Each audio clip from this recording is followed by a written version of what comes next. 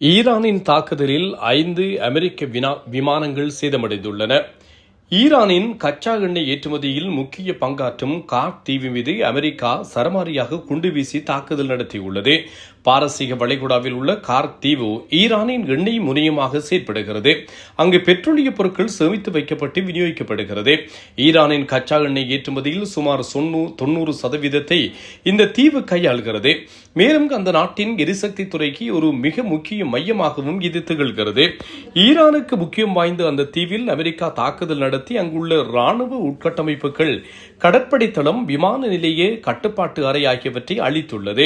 இது தொடர்பாக அமெரிக்க ஜனாதிபதி டிரம்ப் தனது சமூக வலைதள பக்கத்தில் கூறியதாவது: அமெரிக்க ராணுவம் மத்திய கிழக்கு வரலாற்றிலேயே மிகவும் சக்தி வாய்ந்த குண்டுவீச்சு தாக்குதல்களில் ஒன்றை நடத்தியது. ஈரானின் மகுடமாக திகழும் கார்க் தீவில் அனைத்து ராணுவ இலக்குகளையும் அமெரிக்க ராணுவம் முற்றிலுமாக அளித்துள்ளது.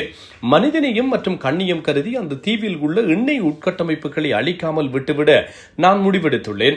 ஆனால் ஹோர்முஸ் ஜலசந்தி வழியாக கப்பல்கள் தடையின்றியும் பாதுகாப்பாகவும் செல்வதற்கு ஈரானோ அல்லது வேறு எவரேனும் இடையூறு செய்தால் எனது இந்த முடிவை உடனடியாக மறுபரிசீலனை செய்வேன்.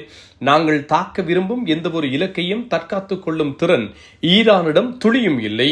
ஈரானின் ராணுவமும் இந்த தீவிரவாத ஆட்சியுடன் தொடர்புடைய மற்ற அனைவரும் தங்கள் ஆயுதங்களை கீழே போட்டுவிட்டு தங்கள் நாட்டில் எஞ்சியிருப்பதையாவது காப்பாற்றிக் கொள்வதை புத்திசாலித்தனமாகும் என்று ட்ரம்ப் குறிப்பிட்டார். ஈரான் தாக்குதலில் 5 அமெரிக்க விமானங்கள் சேதம். இதேவேளை வளைகுடா நாடுகளில் உள்ள அமெரிக்க ராணுவ தளங்கள் மீது ஈரான் தொடர்ந்து தாக்குதல் நடத்தி வருகிறது. சவுதி அரேபியாவில் உள்ள பிரின்ஸ் சுல்தான் விமான படைத்தளம் மீது ஏவுகணைகளை வீசி ஈரான் தாக்குதல் நடத்தியது.